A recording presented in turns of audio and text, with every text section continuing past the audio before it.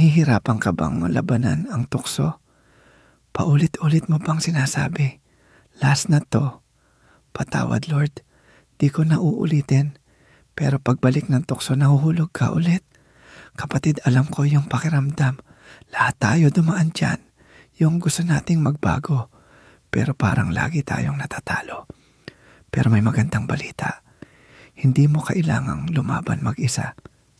Ang Diyos may kapangyarihang magpalaya at magpanalo sa iyo araw-araw. Sa video na ito, sabayan mo ako sa 7-day declaration challenge. Bawat araw, isang simpleng declaration na base sa salita ng Diyos para palakasin kalaban sa tukso. 7 araw na deklarasyon upang malampasan ang tukso araw 1. Hindi ko susundin ang tawag ng tukso. Sa tulong ng Diyos, pipiliin ko ang tama kaysa pansamantalang sarap.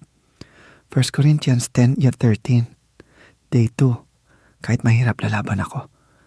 Ang Diyos ay nagbibigay ng daan palabas sa anumang tukso. James 4:7. Day 3. Hindi ko hahayaan ang laman ng maghari. Ang banal na espiritu ang magpapalakas sa akin araw-araw. Galatians 5:16. Day 4. Babantayan ko ang isip at puso ko. Ang salita ng Diyos ang aking panangga sa araw-araw na tukso. Psalm 119:11. Day 5. Hindi ako mag-isa sa laban. Si Jesus mismo ang tumutulong sa akin dahil alam niya ang pakiramdam ng tinutukso.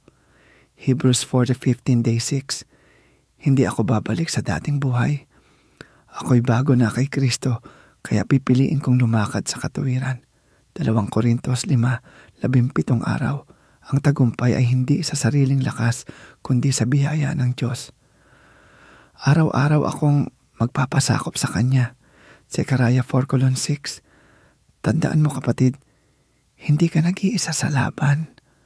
Ang Diyos ay tapat at palaging may paraan para makaiwas sa tukso. Sa Kanya may tunay na tagumpay. Basahin mo ito pa ulit-ulit. I-declare mo araw-araw. Hayaan mong ang salita ng Diyos ang magpanalo sa iyo.